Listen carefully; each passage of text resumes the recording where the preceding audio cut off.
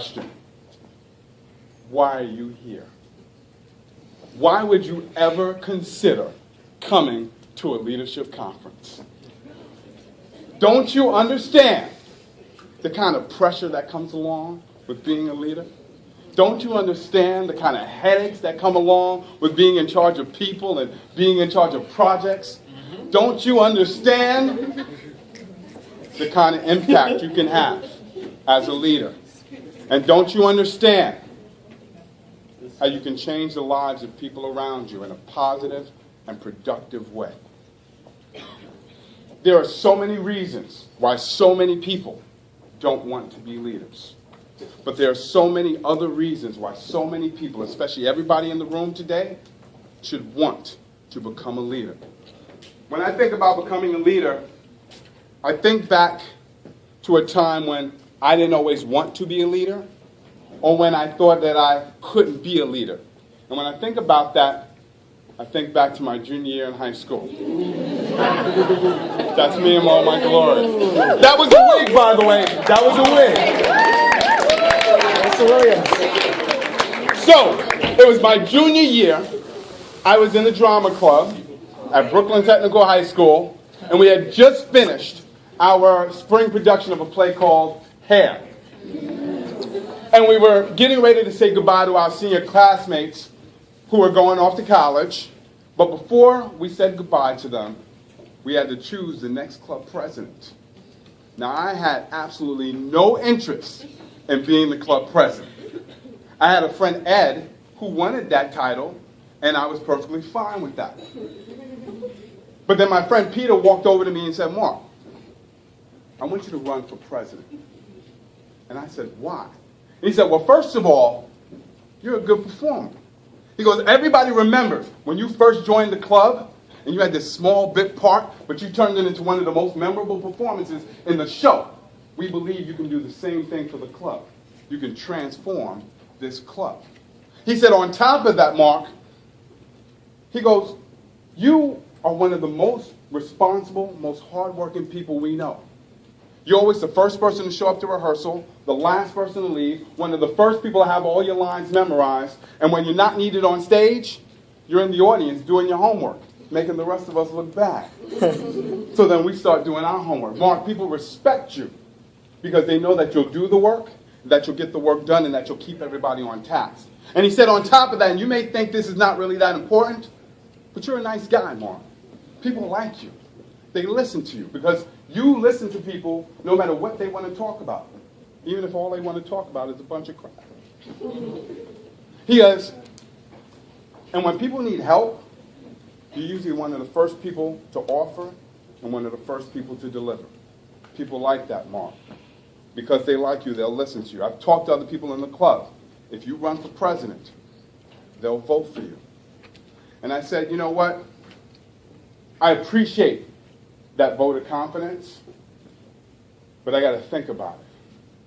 And I'll tell you why I wanted to think about it, because on my head I was thinking this: if I become the president of the club, what if I don't do a good job? In other words, what if I fail as a leader? And that's the same thing I thought about 3 years ago, when my principal called me into his office and he said, "Mark, I want you to become the assistant principal of English. I believe you're the person for the job." He says, "I've seen you all over this building over the last 14 years, planning and preparing and organizing different events. I believe you can help our teachers with their planning, preparation, and organization." He says, "So furthermore, I've seen you take bright-eyed freshmen and model for them and transform them into some of our best senior executive leaders. I believe you can tap into the potential of some of our young teachers and turn them into the future leaders of this school."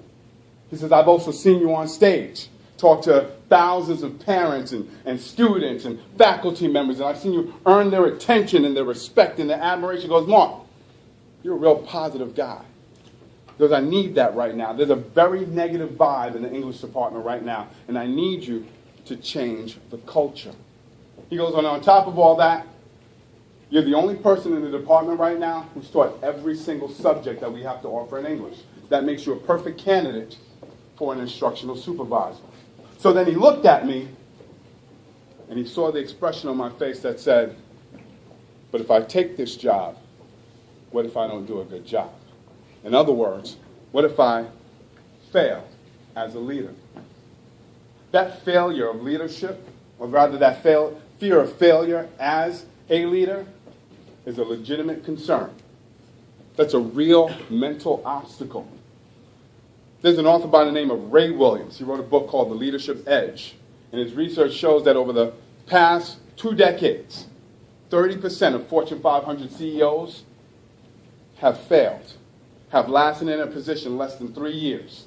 And he discovered that executive failure rates as high as 75%, which means 75% of the people in leadership positions fail. And I'm not talking about the type of failure that we all experience on a daily basis that we learn from so we can get better. I'm talking about the kind of failure that can cost somebody his job and maybe everybody else around him. That's a scary thought. But I'm not here to scare you. It may seem like it, but I'm not here to scare you. I'm actually here to motivate you and to encourage you with this thought. If 75% of the people in leadership positions have failed, 25% of the people in leadership positions have succeeded. And that's not just a simple mathematical equation. That's food for thought. That means that 25% of the people in leadership positions have figured out the key to not only earning a leadership position, but maintaining their position as highly effective leaders. And that key can be wrapped up into one word: exercise. But I'm not talking about exercising to be physically fit. That's important. As a matter of fact, you'll hear about that later. I'm talking about a mentality. I'm talking about a leadership approach. I'm talking about exercising to be an effective leader by trimming the fat and staying slim. Trimming the fat. That's all about avoiding those practices that prevent us from being highly effective leaders. And staying slim is all about approaching leadership in such a way that helps us to be highly effective leaders. Ladies and gentlemen, today I want you to think of me as your peak performance personal trainer. And today I'm going to give you the new workout plan for highly effective leadership. Raise your hand if you want to be highly successful and a highly effective leader. Good, I'm in the right place.